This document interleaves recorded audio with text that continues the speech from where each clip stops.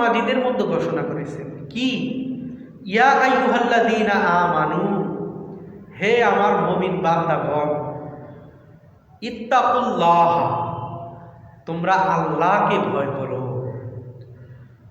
হাক্কা তুকাতিহি, যত পরিমাণে ভয় করা লাগে তত পরিমাণে তুমি আল্লাহকে ভয় করো। কত পরিমাণে ভয় করা লাগে, কোনো সীমা রেখা নাই, সীমা ছাড়া ভয় করতে হবে। 16 আনা ভয় করতে হবে আল্লাহকে। কিঞ্চিত পরিমাণ যদি ভয় কম করেন তাহলে আপনার অবস্থা খারাপ হবে সেদিন। আল্লাহকে পরিপূর্ণভাবে ভয় করতে হবে, এটার নাম তাকওয়া। আল্লাহকে কতটুকু ভয় করতে হবে, হাক্কা তুকাতিহি, যতটুকু ভয় করা লাগে। যতটুকু মানে কি, সীমারেখা বান্ধা আছে? কোনো সীমারেখা বান্ধা নাই।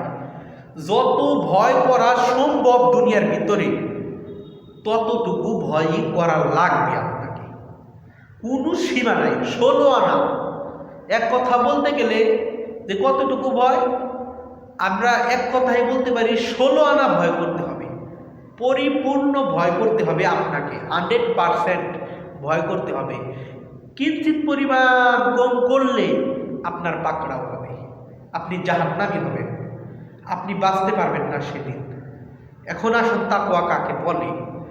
তাকওয়া বলে আল্লাহ তাবারক তাআলার ভয়ে গুনাহ থেকে বাঁচা, বা আল্লাহ তাবারক তাআলার ভয়ে কোনো আমল বা ইবাদত করা, এটাকে তাকওয়া বলে। যেই রকম আল্লাহ তাবারক তাআলা আমাদের উপরে রোজাকে হুকুম করে দিয়েছেন।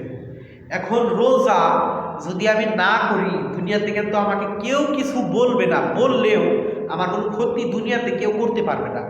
কিন্তু মুসলমান রোজা রাখে কেন? কেন রাখে? আল্লাহর ভয়ে।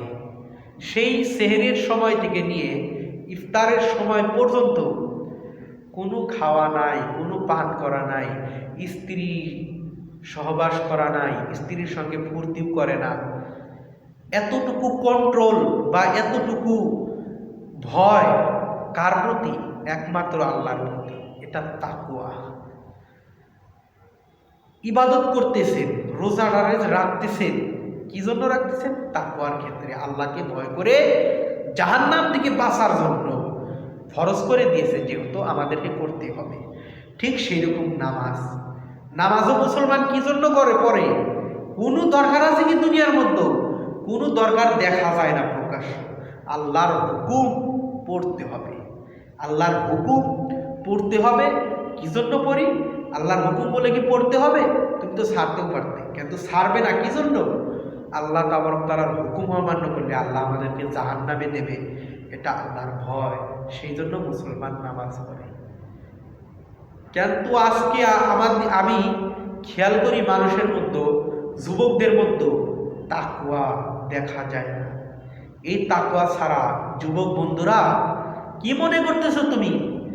ঘুরবা, তুমি মেয়ে মানুষের সঙ্গে আড্ডা দিবা, গার্লফ্রেন্ড বানাইবা, তাদের সঙ্গে মজা করবা, এত সোজা জান্নাত হয়ে যাইবা? এত সোজা না। তাকওয়া অবলম্বন করতে হবে।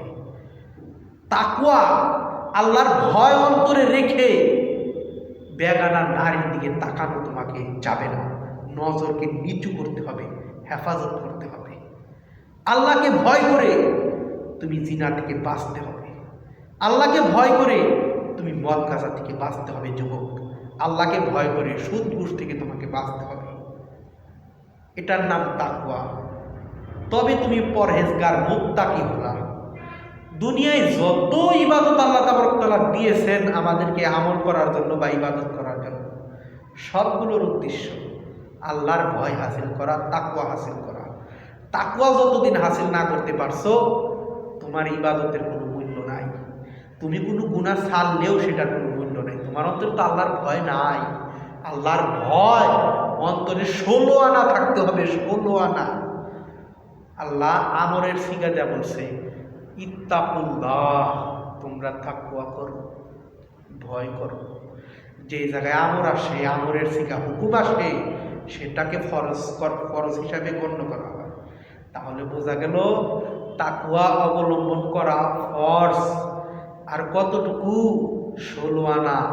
যদি কেউ অবলম্বন না করে সে জাহান্নামে যাবে। আশা করি আপনারা বুঝতে পেরেছেন তাকওয়ার কতটুকু মূল্য, কত মূল্য। তাকওয়া করবেন আপনারা, গুনাহ থেকে বাঁচবেন, আল্লাহর ভয়ে আল্লাহর ইবাদত